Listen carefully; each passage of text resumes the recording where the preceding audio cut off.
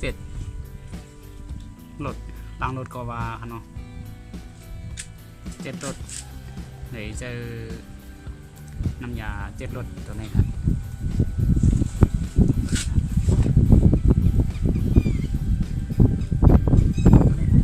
รถเครื่องครับรถสังว่าติดเจ็ดรถและเจอยาในเจ็ดในเขาขาดได้เห็นลองบนใส่รถเครื่องเขาอันตั้งกันครับเนาะจะไปให้มีห้อยหินกลุ่มหินสังติดตำรวจเขาค่ะเนาะในมันเป็นเจ็ดช่องค่ะเนาะในเรื่องเขาขาคือดูราคาเงาตัวมือก็เหมือนเส้นรถเหมือนกาเซ่ที่นั่นค่ะเนาะเขาก็ซื้อมากันร้านดีเขาขายเครื่องใจรถเครื่องมันก็ต้องร้านดีเขามีรถที่นี่ครับมีรถที่นี่มีหมดค่ะเนาะสองพี่น้องๆเขาก็เลยสนใจใครซื้อเนี่ยก็ซื้อเลยครับมาได้เป็นน้ำยาดูในก็ดีอันใจก็ดีครับเนาะก็เจ็ดเลยเหมือนกันหมดค่ะในเขาใจในค่ะเขาพยายามใจว่าเขาจะต้องใจได้ค่ะว่าได้เป็นคือค่ะเขาได้นี้ค่ะเริ่มไปนี่ค่ะในไปได้มีนะครับว่าซื้อมากับเขาปั่นหน้าเลยปั่นมัดในเดี๋ยวเนาะในเป็นโตเจ็ดครับแปลงเขาก็ไม่เขามาตัวรถจำกันค่ะเหมือนเดิมเด็กคนนึงค่ะเนาะเปิดใจในนั่นเด็กวันไหนค่ะนี่ค่ะเนาะนี่เป็นสีอะไรค่ะเนาะ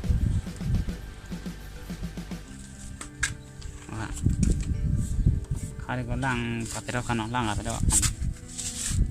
นกกลุ่มมาล่างค่ะเนาะจำเขาล่างไปปั๊ม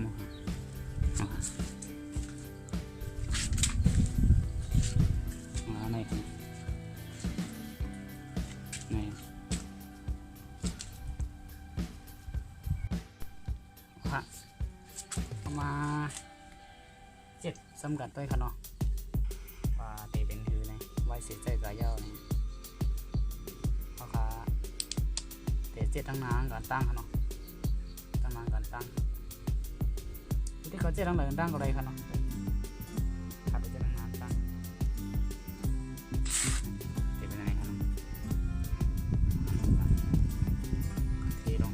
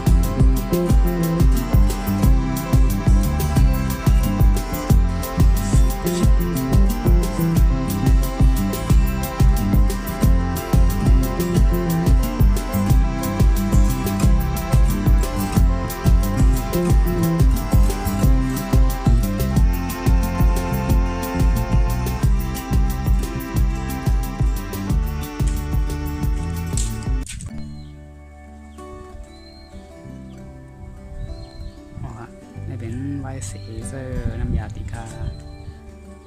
นี่กว่าอันตั้งในกันเนาะนี่ครับไวเซเซอร์เดียวกันเนาะนี่ครับก็จะเลยว่าอันสีมันห่างนี้เงาขึ้นมาจะมือไปเลยเจ็ดในขนมเทเขาขาล่างน้ำนิบอะไรก็ไรกันไรกันนะก็มันแห้งยาวสีมันก็เตรียมเริ่มเตรียมเงาตัวไหนกันเนาะ